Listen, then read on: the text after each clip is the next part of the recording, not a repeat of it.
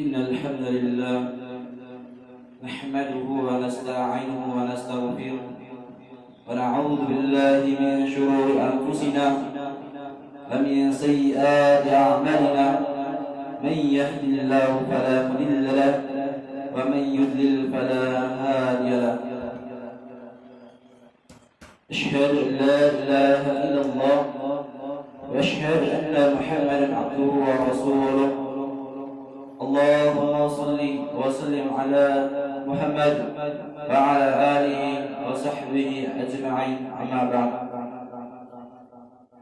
قال الله تعالى في القرآن الكريم أعوذ بالله من الشيطان الرجيم يا أيها الذين آمنوا اتقوا الله حق تقاته ولا تموتن إلا وأنتم مسلمون وقال أيضا يا أيها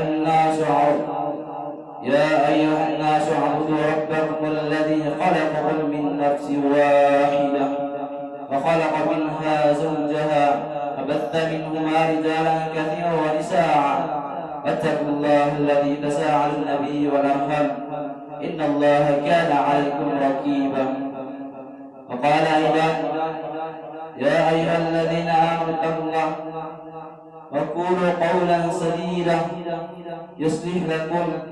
يصلح لكم أعمالكم ويغفر لكم ذنوبكم ومن يطع الله ورسوله فقد فاز فوزا عظيما.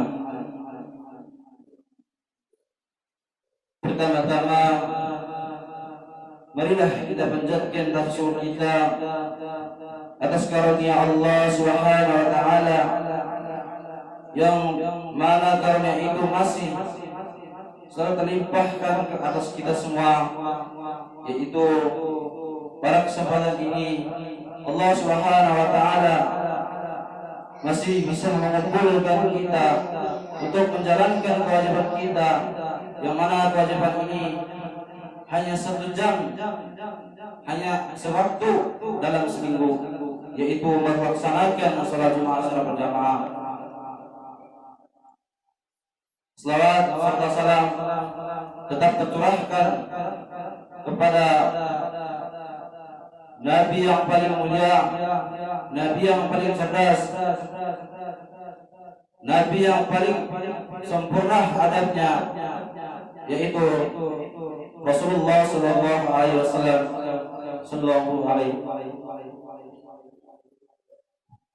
berkat kecerdasan beliau, berkat perjuangan beliau, kita bisa mengetahui tentang keadaan yang terdapat dalam jiwa kita, yang terdapat di lingkungan kita, dan berkat perjuangan beliau semua itu kita bisa memahami dengan baik.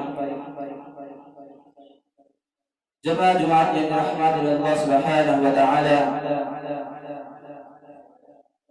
khatib ingin berwasiat kepada pribadi khatib sendiri, terutama jamaah Jumat sekalian, bahwasanya kehidupan di dunia ini tidak terlepas dari ujian. Dan dengan ujian ini akan bisa mengetahui setingkat berapa keimanan hamba. Dan tidaklah datang ujian ini melainkan berdasarkan 2 hal. Yang pertama, datangnya ujian itu akan menjadi ujian bagi hamba-hamba yang beriman kepada Allah Subhanahu wa taala. Dan kepada hamba yang selalu meninggalkan perintah-perintah Allah, yang masih menjalankan larangan-larangan Allah, ini adalah sebagai ajar.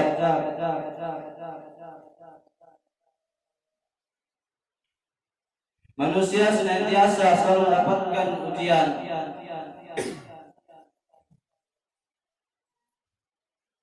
baik menimpa jiwanya, menimpa hartanya, menimpa keluarganya.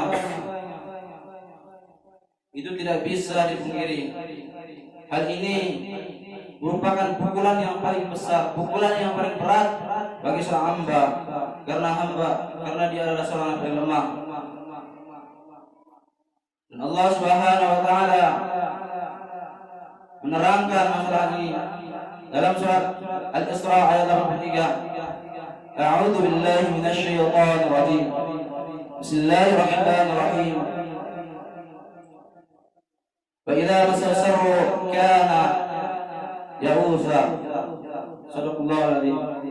Yang artinya, dan apabila ditimpa kesusahan maka ia akan berkeluh kesah. Dan Allah Subhanahu wa taala menjelaskan dalam surat Al-Ma'arij, yaitu innal insana khuliqa halu'a wa idza massahu syarru jazu'a wa idza massahu al-khairu manu'a. Bahwasanya manusia diciptakan dalam keadaan berkeluh kesah, dan apabila ditimpa musibah ia akan berkeluh kesah, dan apabila dikasih kebaikan ia akan kikir. Kondisi yang tersebut dalam ayat ini hanyalah dialami orang-orang yang kalah dalam menjalani kehidupannya, dan mereka tidak mungkin menemukan suatu jalan, dan tidak mungkin mereka menang dalam memperoleh nilai-nilai kebaikan dalam hidup dunia. Oleh karenanya Allah Subhanahu wa taala menyuruh kepada insan-insan yang beriman kepadanya untuk tetap tegar menjalankan ibadah-ibadahnya, menjalankan perintah-perintahnya, agar bisa menemukan jalan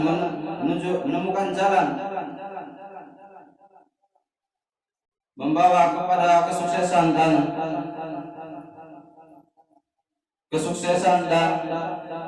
kebenaran. Karena kunci dari kesuksesan adalah kesabaran.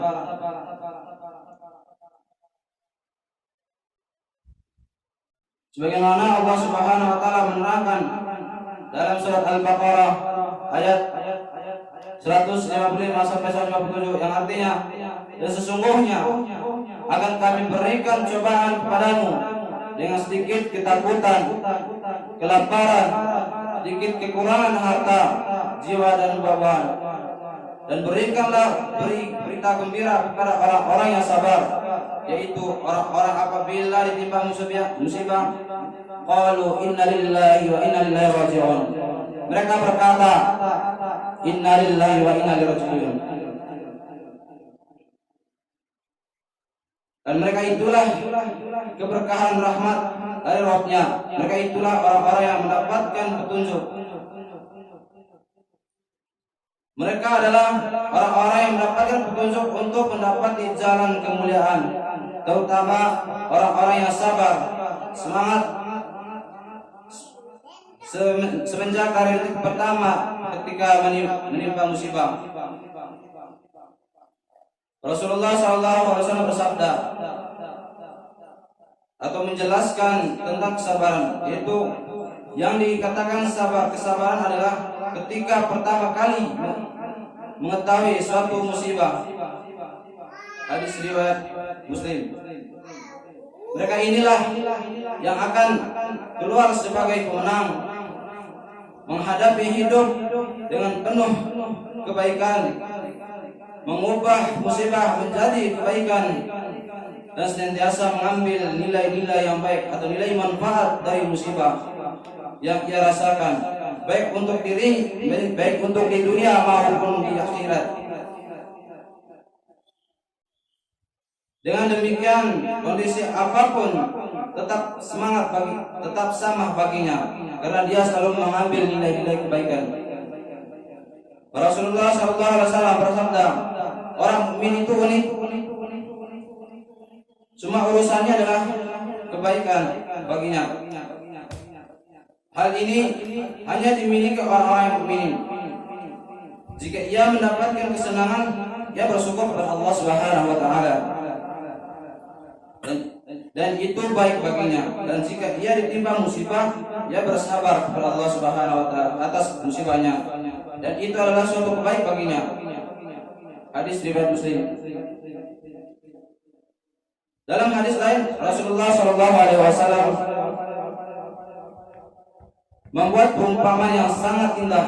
Suatu ketika seorang putri mengirim utusan kepada beliau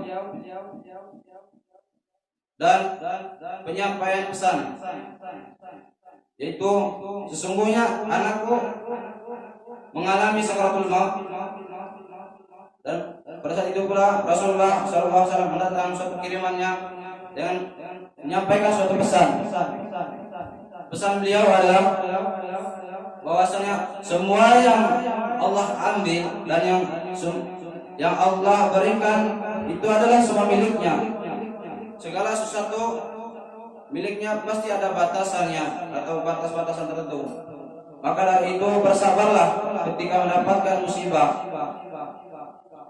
Barakallahu li wa lakum bil Qur'anil Karim. ونفعنا بما فيه من الآيات والذكر الحكيم. أقول قولي هذا واستغفر الله لي ولكم.